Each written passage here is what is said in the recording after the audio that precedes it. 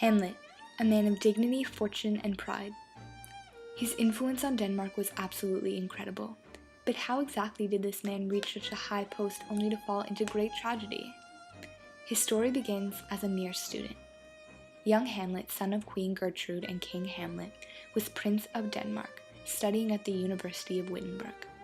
It was here in the company of all of his friends that he received some tragic news.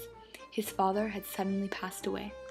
Only a few months later, after returning to Denmark to mourn the loss of his beloved father, Gertrude remarried to Hamlet's uncle Claudius, to the shock of the entire kingdom, of course.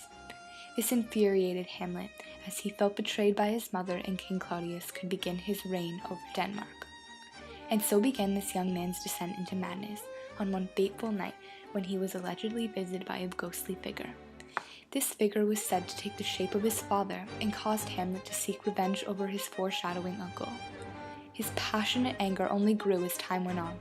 He created many schemes to acquire vengeance over King Claudius, which resulted in him murdering Polonius, the father of Ophelia, the love of his life. The discovery that Claudius had actually murdered King Hamlet, and the true insanity of his being becoming recognized by everybody around him.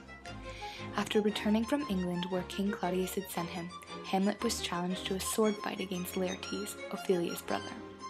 As the two men were both angered by Ophelia's recent tragic suicide, they began a fight as vigorous as ever. This riveting event ended in the devastating death of not only Hamlet himself, but his mother Gertrude, King Claudius, and Laertes.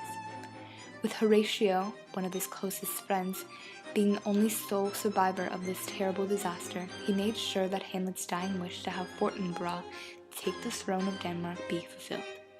We respectfully carry on young Hamlet's story to this day, and tell his life's story leading from absolute blissful happiness to a dreadful fall into eternal darkness.